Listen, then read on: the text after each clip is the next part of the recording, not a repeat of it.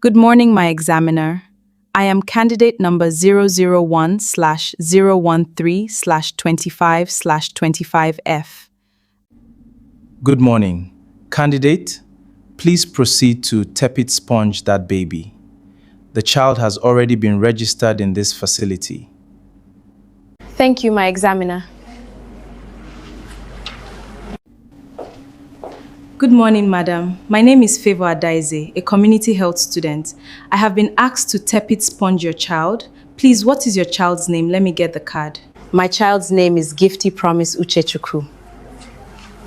Ma, your child has a high body temperature, so I will tepid sponge him by using clean, lukewarm water to cool your child's body temperature little by little. Do you have a question? Okay, please go ahead.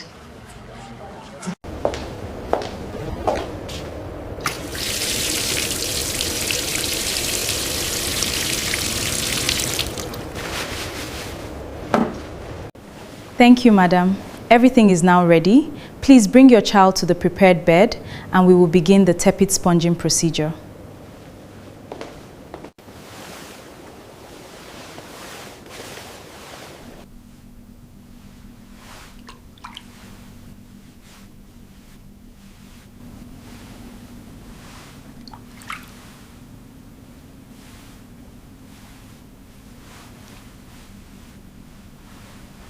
Madam, when you get home, continue to give your child plenty of breast milk or fluids if the child is old enough. Dress your child in light clothing and do not overwrap the body. If the fever persists or becomes worse, or your child develops convulsions, difficulty in breathing, or becomes unusually sleepy, please bring your child to the nearest health facility immediately.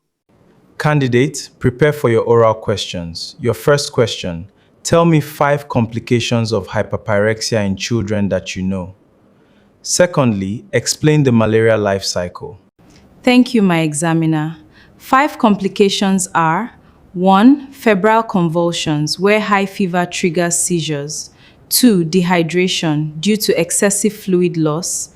3. Brain damage, if high temperature is severe and prolonged. 4. Coma, resulting from serious effects on the brain. 5. Death, if prompt and appropriate treatment is not given.